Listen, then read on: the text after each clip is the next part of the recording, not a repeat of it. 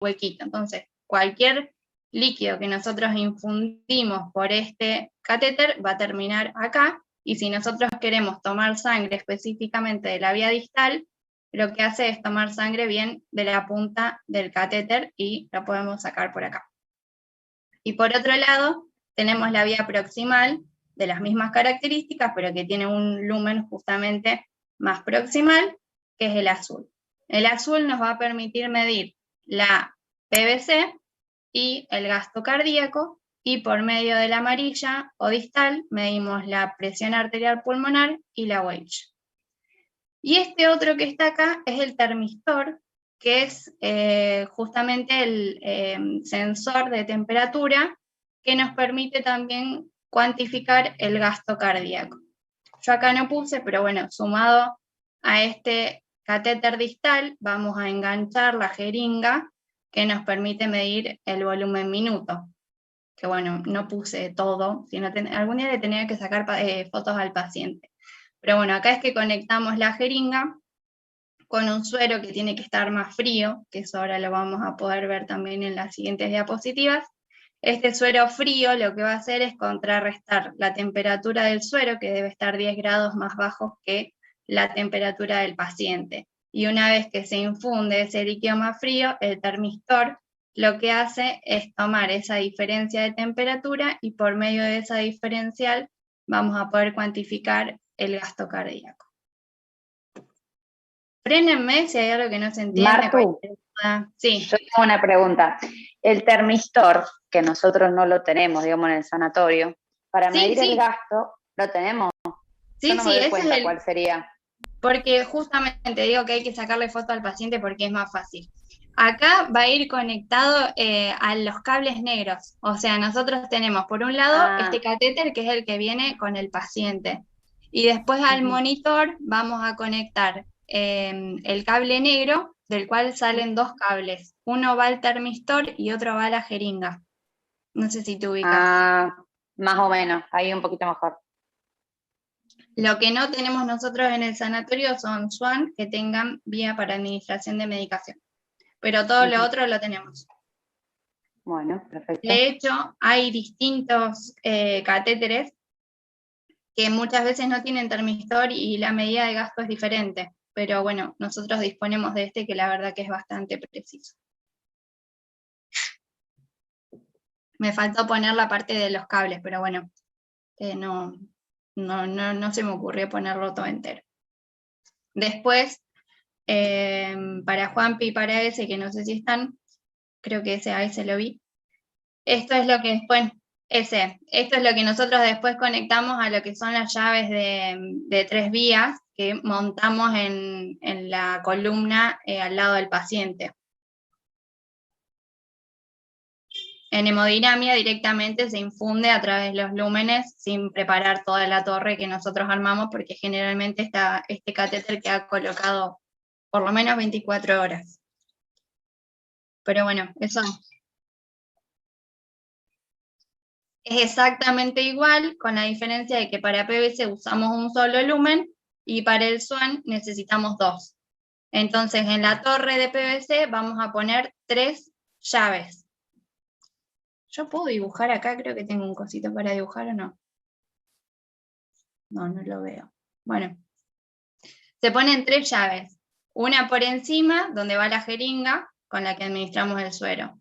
Una por debajo, que por norma nuestra usamos siempre el primero para proximal y el segundo para el distal, con un PT cada uno. Y a través de eso es que nosotros infundimos el suero para poder lavar los lúmenes y poder medir las presiones, igual que con la PVC.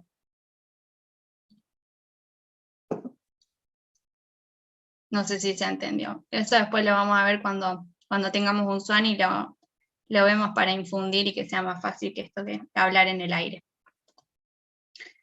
Bueno, lo que hace el SWAN una vez que está dentro de la arteria pulmonar, inicialmente, como les dije antes, lo que hace es registrar el flujo sistodiastólico de la arteria pulmonar cuando está a este nivel.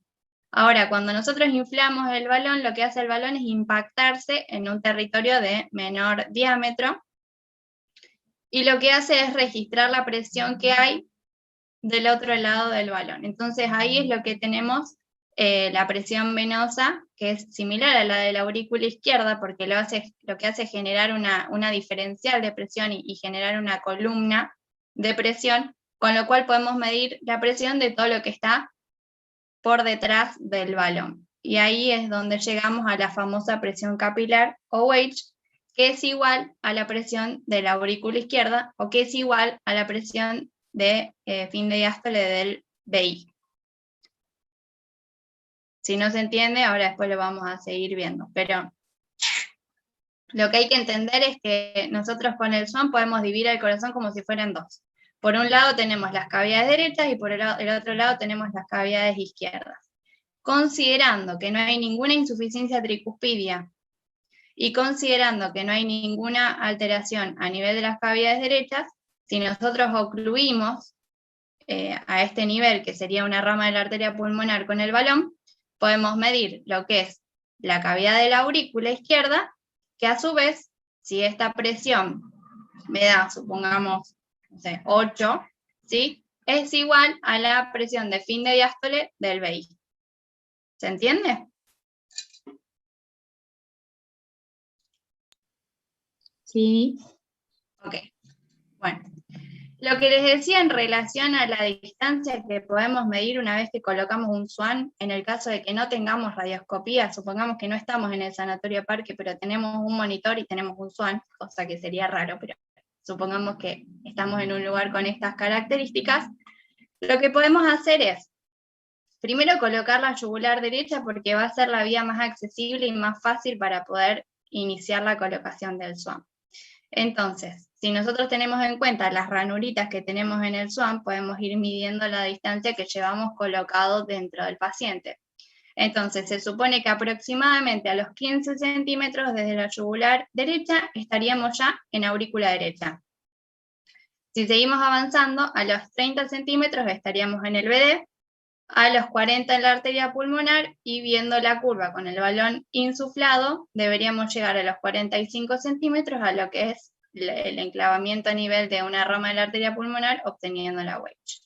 Es súper difícil, muchas veces los pacientes tienen las cavidades dilatadas, como fue en el paciente de hoy, con Junce, que incluso con radioscopía es muy difícil poder obtener las presiones y poder atravesar las estructuras, imagínense con un monitor.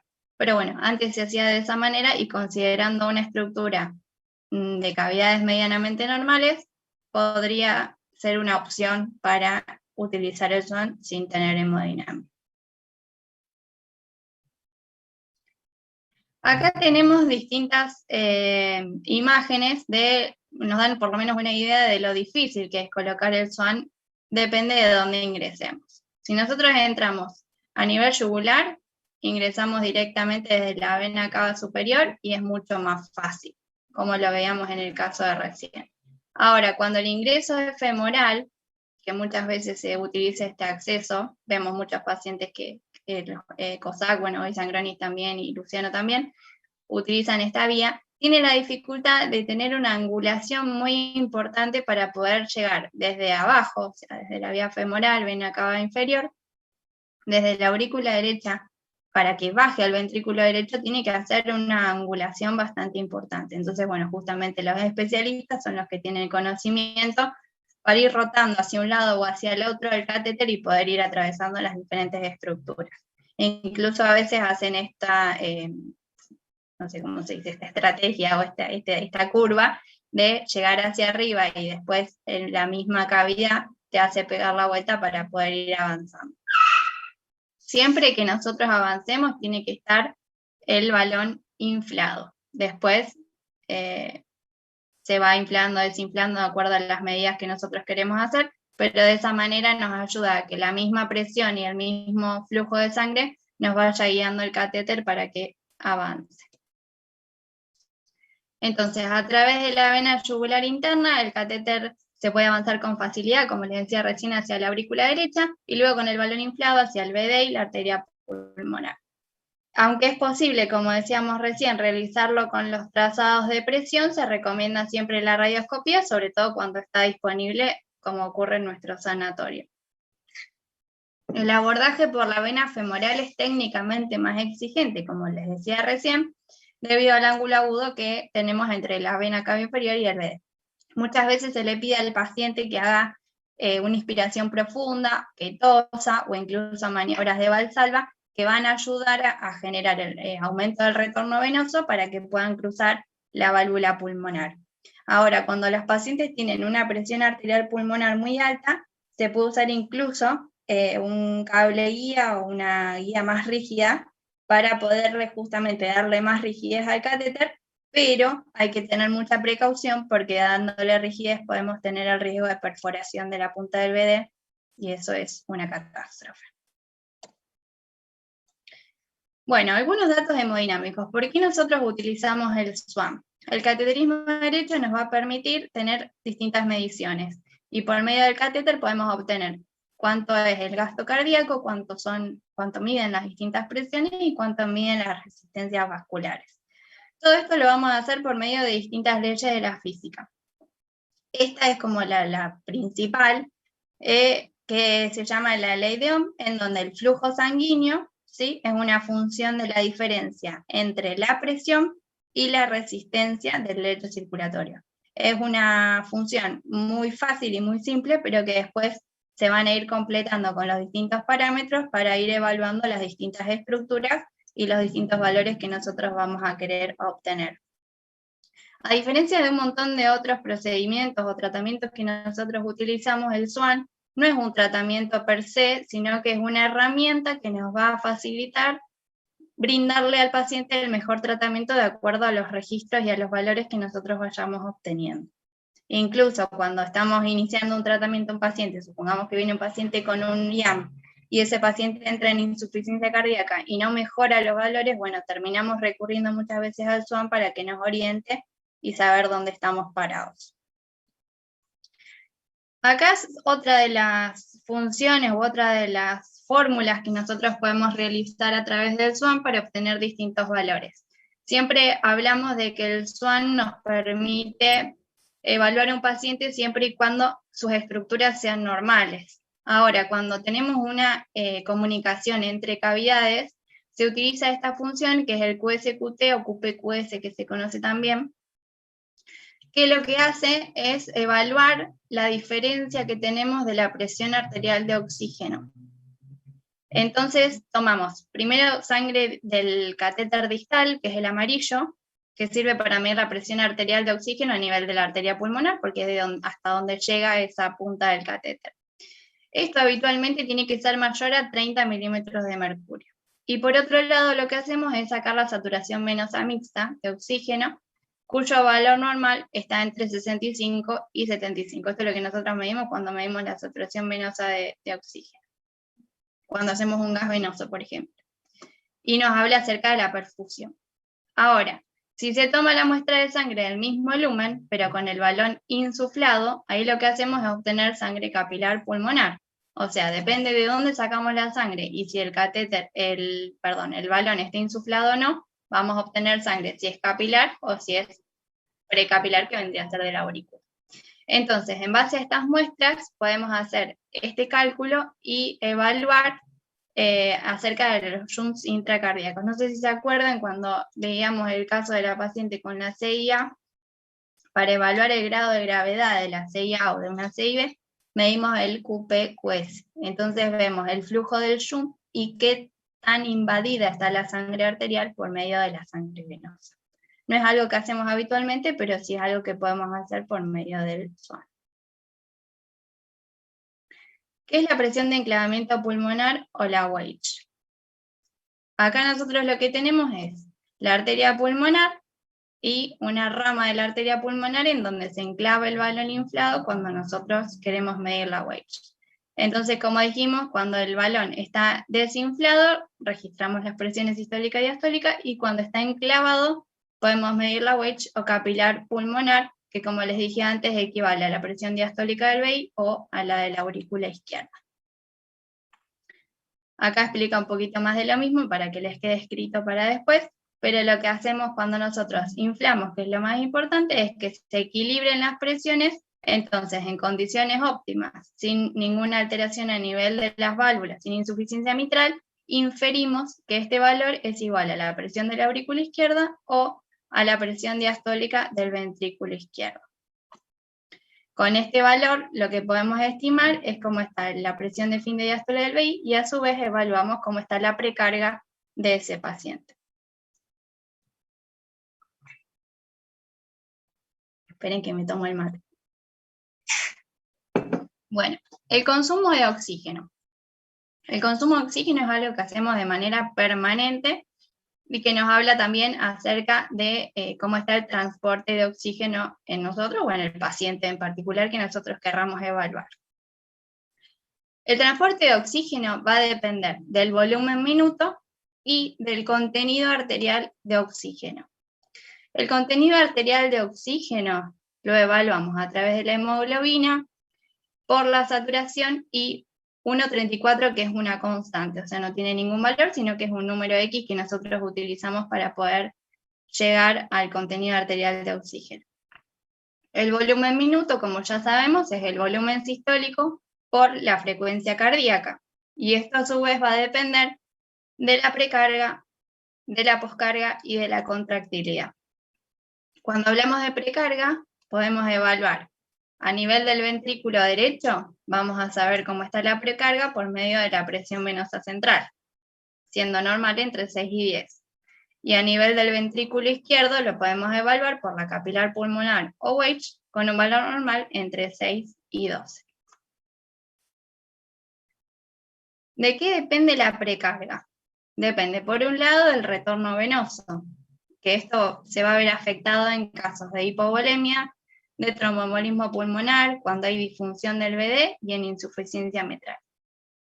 La falla diastólica también va a modificar la precarga y también va a depender en el caso del taponamiento o pericarditis constrictiva, en caso de hipertrofia del VI, en miocardiopatías infiltrativas o en la isquemia. Siempre hay que acordarse que la isquemia, si bien como secundario va a afectar la función sistólica, en primer lugar afecta la falla diastólica. También va a depender si tenemos problemas de llenado. Esto no va a afectar la precarga en el caso de que haya una taquicardia o una fibrilación auricular. Y si tenemos una precarga elevada, hablamos de que hay insuficiencia cardíaca izquierda. ¿Qué mediciones podemos realizar por medio del SWAM? Bueno, un poco de todo lo que veníamos hablando recién. Podemos evaluar la saturación venosa mixta de oxígeno como indicador indirecto de perfusión tisular. Esto va a depender de la saturación arterial de oxígeno, del consumo de oxígeno, del gasto cardíaco y de la hemoglobina, como veíamos recién en la fórmula. La disponibilidad de oxígeno, que es un valor normal mayor a 900 milímetros, el consumo de oxígeno con un valor normal de 170, la extracción de oxígeno, que es el consumo de oxígeno sobre la disponibilidad por cien, que el valor normal es de 25%, y la temperatura central.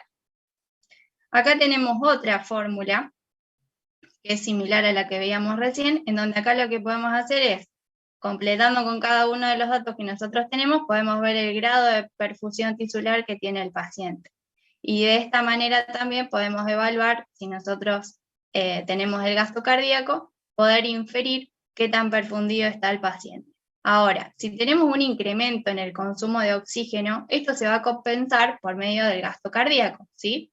Si este valor desciende, lo va a compensar aumentando el gasto.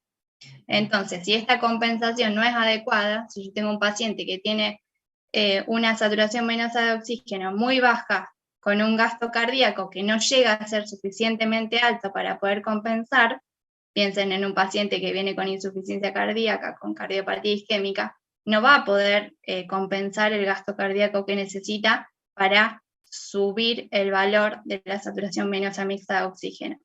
Entonces, en este caso, se incrementa la extracción tisular de oxígeno para que todos los órganos puedan recibir el oxígeno suficiente y de esa manera disminuye aún más la saturación venosa mixta de oxígeno.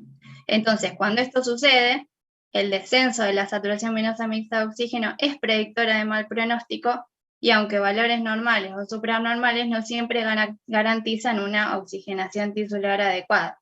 Puede pasar que tengamos un valor normal y que aún así no tengamos una oxigenación adecuada, pero ya de por sí, si tenemos una saturación venosa mixta de oxígeno descendida en un paciente que no logra subir o que no tiene un buen gasto cardíaco, sabemos que el desenlace de ese paciente, si no se compensa, probablemente no sea bueno.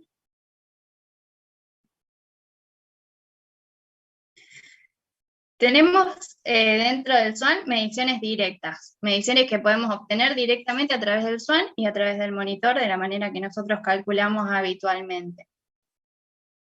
Acá les remarqué las que nosotros utilizamos mayormente. Una es la presión de llenado, que lo vamos a ver de acuerdo a la morfología de las ondas de presión, tanto venosa como capilar, y la relación que podemos obtener a través de las mismas.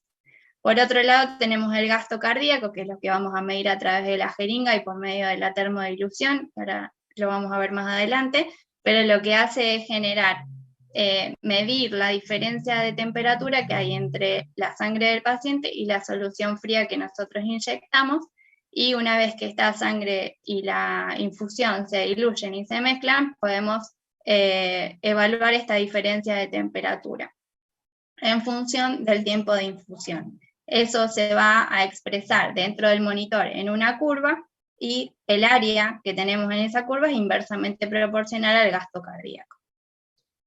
Y por último, lo que vamos a medir es el índice cardíaco, que eso es la relación entre el gasto cardíaco y la superficie corporal.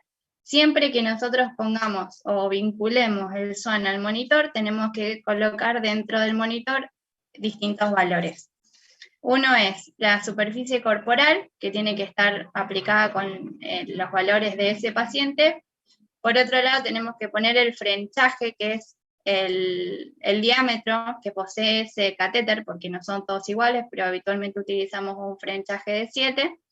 Y la jeringa con la cual nosotros infundimos la solución fría también tiene un volumen, entonces tenemos que poner si es de 10 o si es de 20 la jeringa. Porque si no ponemos esos valores ajustados a los materiales y a la superficie corporal del paciente, los datos que vamos a obtener no van a ser correctos.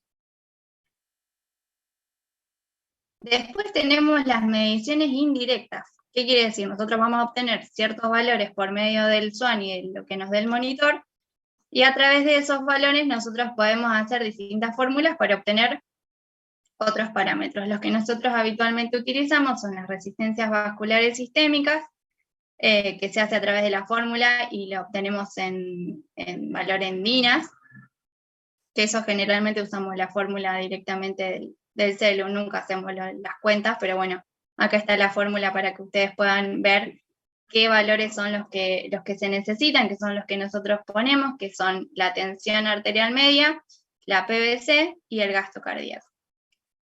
Y por otro lado, las resistencias vasculares pulmonares, que son la PAP media, la capilar pulmonar y el gasto cardíaco. La evaluación de la hipertensión pulmonar es otro por lo cual nosotros utilizamos el SWAN, que generalmente se hace directamente en hemodinamia.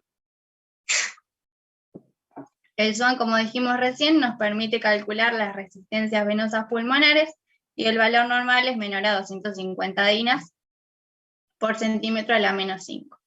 Para calcular el gradiente transpulmonar, lo podemos hacer por medio de la PAP media y le restamos la WAICH. Esto nos va a definir si la hipertensión es pasiva, cuando el resultado es menor a 12, o reactiva, si el resultado es mayor a 12. Y por otro lado, lo que podemos hacer es evaluar el gradiente diastólico pulmonar. Y esto lo hacemos a través de la presión arterial pulmonar diastólica menos la WAICH.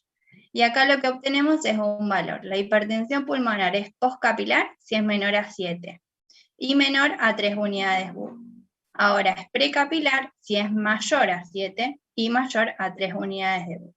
Esto permite diferenciar si la hipertensión pulmonar es precapilar, con una PAP media mayor a 25 y con una WAICH menor a 18, o postcapilar con una WAICH mayor a 18. Esto nos va a orientar y va a definir cuál va a ser el mejor tratamiento para la hipertensión pulmonar de ese paciente. Y podría definir también la indicación de óxido nítrico ante un paciente con falla del ventrículo derecho, como lo hemos utilizado en algunos pacientes de trasplante, incluso en el trasplante inmediato o en la cirugía. Y si la hipertensión es preescapular, hay que hacer mejorar, digamos, el tratamiento para el sostén, digamos, del ventrículo izquierdo en el caso de que sea poscapilar. Con respecto al gasto cardíaco, como decíamos antes, lo vamos a evaluar por medio de la termodilución. Como les decía, la termodilución lo que hace es registrar que viene un líquido a través del SWAN, que generalmente es solución fisiológica, lo que utilizamos, a 10 grados centígrados más bajo que la temperatura del paciente. Esto nunca lo medimos exactamente, agarramos el suero, lo ponemos en la heladera o en el congelador y nos aseguramos de que esté bien frío. ¿Qué tan frío está? No importa. El tema es que esté más frío que el paciente, por lo menos 10 grados menos. Esto se inyecta por el extremo proximal, que llega a la aurícula derecha, dijimos que es el lumen azul, del catéter del SWAN, y ahí lo que hace es llegar al sensor de temperatura ubicado en el extremo distal, conectado a través del termistor. Eso lo que hace en el monitor es generar una curva, y la superficie de esa curva es lo que nos va a brindar el valor del gasto cardíaco. Otro método para obtener el valor del gasto cardíaco es por método de Fick. Fick proponía que la captación y la liberación de una sustancia por un órgano es igual al producto del flujo sanguíneo a través de dicho órgano por la diferencia de los valores arterial y venoso de la misma sustancia. En este caso, la sustancia que vamos a utilizar es el oxígeno y el órgano en cuestión son los pulmones. Entonces, lo que hacemos es calcular el gasto cardíaco a través de la siguiente fórmula. Entonces tenemos por encima el oxígeno absorbido por el pulmón sobre el oxígeno que sacamos de arteria menos el oxígeno, o sea, el valor, ¿no? La saturación a nivel de la sangre venosa. Y por medio de esta fórmula podemos obtener el gasto cardíaco, como lo hemos hecho con la paciente de Fabián, que no se pudo medir exactamente a través del SWAN porque tenía las cavidades muy dilatadas. Por medio de una muestra de sangre arterial y una muestra de sangre venosa, podemos sacar el valor del gasto cardíaco.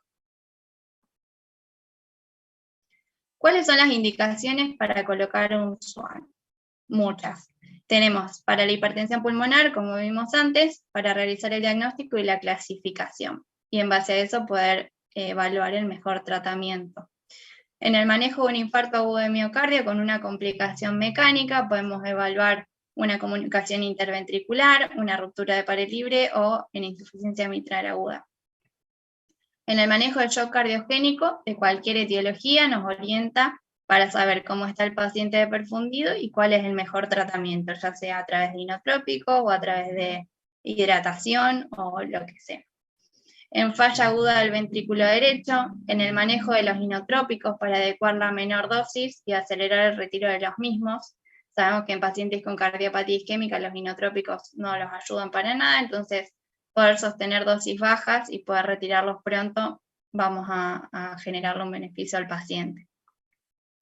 En el manejo del sostén hemodinámico, en el destete de la asistencia mecánica respiratoria en pacientes que tienen una fracción de eyección menor al 35%, también nos ayuda en el manejo. En el diagnóstico y el manejo del shock hipovolémico, en el diagnóstico y manejo del síndrome de bajo en volumen minuto, y en el postoperatorio inmediato de una cirugía cardiovascular. Lo mismo para el postoperatorio de la cirugía cardiovascular cuando el paciente tiene una FEI deteriorada menor al 35% o deterioro de la función renal para evitar injuria renal por hipovolemia.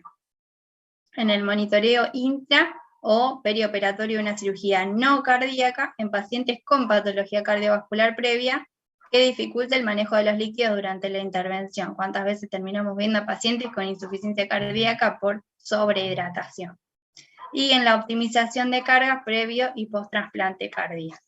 Estas y debe haber muchas más. Bueno, quedó repetido esto. Bueno, acá hay otra de las tablas donde específicamente habla de lo que es la indicación del monitoreo hemodinámico en pacientes con infarto de miocardio y elevación del ST. Estos pacientes, que por ahí es los que nosotros vemos mayormente con SWAN por indicación nuestra dentro de lo que es la unidad coronaria, cuando tenemos un infarto agudo de miocardio complicado, en el caso del shock tenemos una valoración clínica cuando estamos dudando si tiene presiones de llenado altas, si tiene el tono vascular, si está dilatado o no, si el tratamiento que estamos realizando es el adecuado. Bueno, evaluar por medio de un SWAN generalmente ayuda para saber dónde estamos parados y ver cuál es la mejor manera de tratar a ese paciente.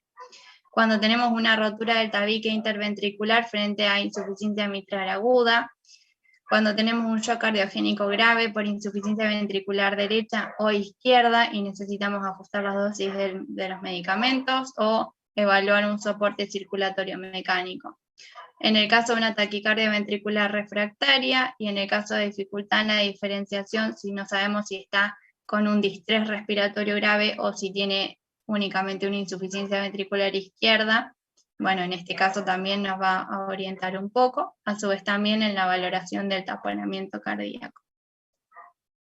Y acá otra vez es bastante similar al cuadro de Forrester que habíamos visto inicialmente, pero acá lo que tenemos es la clasificación hemodinámica específicamente en el paciente con infarto agudo de miocardio, que es un poco lo que vemos con el Kilby-Kimball, pero además de la definición clínica, le podemos sumar los valores que nosotros podemos obtener a través del SWAN en relación a la WAITH. ¿Sí? Si la WAITH es menor a 18 y el índice mayor a 2,2 es normal.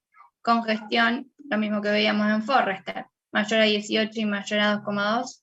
Hipoperfusión, la WAITH menor a 18 y el índice menor a 2,2. Y la congestión pulmonar e hipoperfusión periférica, cuando la WAITH es mayor a 18 y el índice es menor a 2,2. Bueno, acá el SWAN últimamente ha sido bastante cuestionado.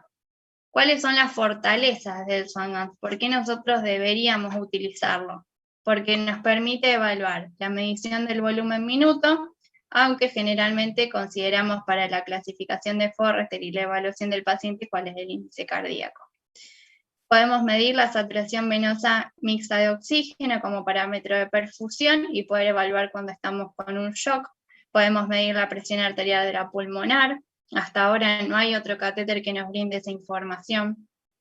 Podemos ajustar los inotrópicos, conocer la PVC y la WAITH. Nos va a permitir saber si la causa del bajo volumen minuto es por hipovolemia o por falla cardíaca. Y en el caso de que estas estén elevadas, podemos saber si esta falla cardíaca es izquierda, es derecha o es biventricular. El SWAN en la falla renal preoperatoria nos va a asegurar un buen manejo hemodinámico y evitar la hipovolemia. Nos facilita el weaning en pacientes que tienen soporte inotrópico o con vasodilatadores para poder evaluar la poscarga, si necesitamos diuréticos o si tenemos que permanecer con sostén hemodinámico post-extubación para evitar una reintubación. Y a su vez también el SWAN-GANS nos permite el diagnóstico y el manejo, como vimos, de la hipertensión arterial pulmonar. ¿Cuáles son las debilidades del SWAN? Porque también es bastante boicoteado. Lo que sabemos es que el SWAN nos mide presiones, no nos mide volúmenes, por lo cual este concepto de precarga no es exacto. Solamente podemos tener una aproximación al estado hemodinámico del paciente. Las mediciones de las presiones entre distintos operadores puede variar y con eso también tomar decisiones erróneas. Con esto también recalcar que el paciente tiene que estar en una posición bastante precisa, tiene que estar a 30 grados con la elevación de la cabeza y tener en cuenta que la aurícula derecha tiene que estar a la misma altura del transducer. Si nosotros elevamos la cama o sentamos más al paciente, lo acostamos un poco más, ya con esas variaciones en la posición vamos a tener variaciones en los resultados. Lo mismo que si el paciente está vinculado a asistencia mecánica respiratoria, también vamos a tener variaciones en las curvas, porque lo ideal sería que el paciente genere una expiración prolongada y que elimine todo el aire para poder cuantificar exactamente la WAITH, cosa que en un paciente que está con insuficiencia cardíaca es prácticamente imposible. Después tenemos riesgo de sepsis y de trombosis. Cuando el introductor no se retira dentro del tiempo útil, tenemos que considerar que un SWAN no puede permanecer en un paciente más de 5 días por la colonización que presenta y por el riesgo de trombosis que tiene, más allá de que nosotros heparinicemos el suero. Una complicación poco frecuente pero mortal es la ruptura de la arteria pulmonar debido a la inflación del balón en una rama distal o cuando retiramos el catéter estando inflado. Eso es muy peligroso, siempre hay que tener en cuenta que para retirar el SWAN nos tenemos que asegurar de que el balón esté desinflado.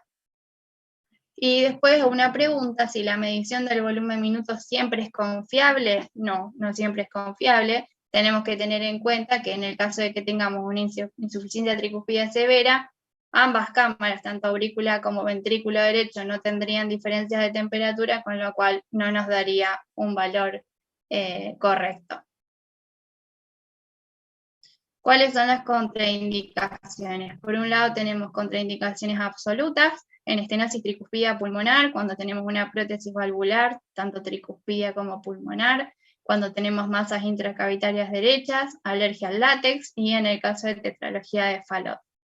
Las relativas son cuando tenemos una coagulopatía severa en pacientes con trombocitopenia o terapia con trombolíticos recientes, anemias severas, dispositivos intracardíacos definitivos colocados recientemente. ¿Cuáles son las complicaciones que podemos tener? Como dijimos, la sepsis a foco del catéter, que aumenta si el catéter permanece colocado más de 72 horas, el riesgo de ruptura de la arteria pulmonar a sus ramas, que es de una incidencia baja pero con alta mortalidad. Cuando tenemos lesiones endocárdicas a causa del bloqueo de la rama derecha por injuria traumática, y en el caso del infarto pulmonar, ya sea por trombosis del catéter o por migración distal. Como ven, son porcentajes muy bajitos, o sea, son todos menor a 1, pero bueno, cuando aparecen son complicaciones graves. Conclusiones. Si bien la cateterización de la arteria pulmonar ha permitido un avance extraordinario en la monitorización y diagnóstico del paciente crítico, su utilidad se está revalorando continuamente, puesto que va íntimamente relacionada con la interpretación que se le da a los valores obtenidos. No sirve de nada poner un SWAN si nosotros con esos valores nos vamos a hacer una interpretación y un análisis del estado hemodinámico del paciente. Y además, si llegamos a generar un cambio en la terapéutica, volver a revalorar la hemodinamia para ver si está generando un cambio positivo o no en ese paciente. Debido a los beneficios poco esclarecidos del uso del catéter de Swan-Ganz y el hecho de que el procedimiento invasivo puede estar asociado con graves complicaciones, debe ser valorado en cada caso, evaluando el riesgo y beneficio de su utilización. Muchas gracias.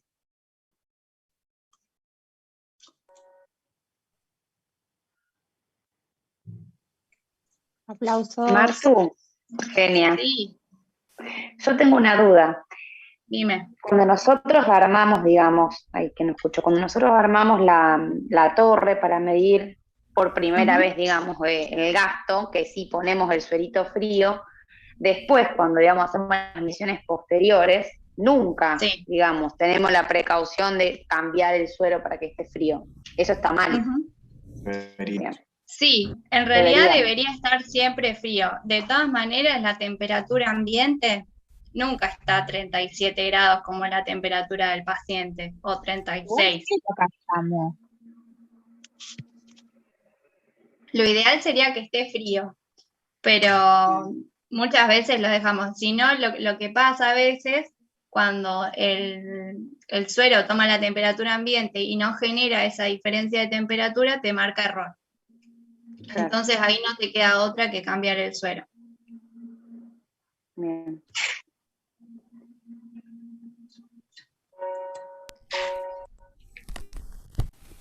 ¿Alguna otra duda? Arrelina. Práctica. Bueno, gracias. Hay un montón igual, hay mucho más para hablar de SWAN, pero bueno, me pareció que esto era lo más importante y lo que nosotros podemos llegar a hacer en el sanatorio. Sí, además, la utilidad clínica que nosotros le damos, que no todos tienen. Sí, total. Sí. Marti, claro. En el caso de la complicación de la ruptura de la pulmonar, clínicamente, digamos, ¿cómo nos daríamos cuenta nosotros? Si aparece esa complicación, viene sangre. generalmente cuando puede pasar dos cosas, o que se haya roto el balón, o sea que muchas veces los swan se reesterilizan, y el látex reesterilizado se somete a una temperatura muy alta que lo reseca. Por eso yo cuando veo swan reesteriles en coronaria los tiro, porque es un peligro. Entonces pueden pasar dos cosas, o que se pinche el balón, entonces entra sangre y vas a tener sangre en la jeringa, que te pegas un cagazo terrible, pero en el mejor de los casos lo que se pinchó es el balón, y si no, lo otro que puede pasar es que te venga sangre en la jeringa por una ruptura, pero ahí lo vas a ver con la clínica del paciente, quizás no tenés manera de saberlo. Bien. Y después lo otro también que a veces pasa, el tema de controlarlo siempre por imágenes, por radiografía, que a veces perdemos un poco la punta, pero si el catéter deja de estar ubicado en donde corresponde, no nos va a dar ninguna curva. Entonces es fundamental tener conocimiento de las curvas en el monitor para saber si lo que estamos midiendo es fidedigno. Si no, si cuando decimos ya no mide, no mide, hay que sacarlo o hay que recolocarlo, porque si no estamos metiendo suero, estamos instrumentando al paciente con un acceso central, con un dispositivo que no nos está dando ninguna información y que estamos instrumentando algo que realmente puede llegar a ser contraproducente. Por eso no hace falta dejarlo tanto tiempo, o sea, 24, 48, 72 horas como mucho y chao. Gracias, Martín. No, de nada. Ahora quiero que tengamos una, así podemos practicar. El de hoy no estaba para practicar. No, el de hoy no. Bueno, el de hoy lo que estuvo bueno, para los que no pudieron estar en hemodinamia, UMCE tiene las cavidades izquierdas tan dilatadas que fue muy difícil cateterizar la arteria pulmonar, o sea, no lo pudo hacer Luciano. Entonces la Weich, en vez de medirla como lo hacemos nosotros por medio de enclavamiento inflando el balón, lo que hizo fue colocar, como él estaba en arteria porque acababa de hacer el cateterismo, fue hasta el ventrículo izquierdo y midió presión con ese catéter, con el pigtail, el común, el que usan para cateterizar las arterias. Entonces, si nosotros medimos la presión de fin de diástole del VI, en este caso le dio 5, inferimos... Es el equivalente, claro. Claro, inferimos que ese es el valor de la aurícula izquierda y por ende la Weich. No es exacto, porque el señor tiene una insuficiencia mitral severa, o sea que no nos podemos quedar con ese valor, pero es aproximado, sabemos por lo menos que no tiene una hipertensión pulmonar. ¿Se entiende? Claro, porque lo que teníamos por eco era 65 que tenía él, me parece. Claro, pero la Weich, digo, sí tiene hipertensión pulmonar, perdón, pero la Weich no es alta. Claro, porque No, la presión de la arteria pulmonar media le había dado 33 a este señor, ¿no? Claro. Por eso va a variar siempre. Pero eso era todo siempre secundario a hipertensión izquierda, digamos, por la vuelta que dio. Claro, claro. Sí, él ya dio toda pero la no vuelta. Estaba congestivo, digamos. Estuvo, sí, ahora está mejor. Pero bueno, por eso es tan dinámico esto que el paciente va a ir cambiando la precarga, va a ir cambiando el grado de insuficiencia cardíaca y con eso también van a ir modificando los valores. Pero si el paciente tiene hipertensión pulmonar, la hipertensión pulmonar la va a seguir teniendo, eso no lo vamos a poder cambiar. Pero tiene una Weich, por lo menos ese valor que le dio a Luciano es muy bajito, no es una Weich alta, o sea que congestivo en este momento no está. Y sabemos que si bien tiene una presión pulmonar alta, no es postcapilar.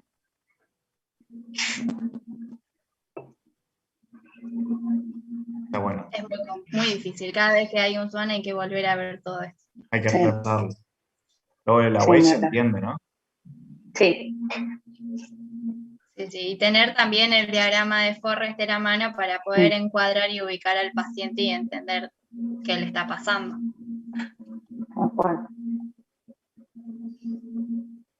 Bueno, si no hay más preguntas. Gracias, Martu.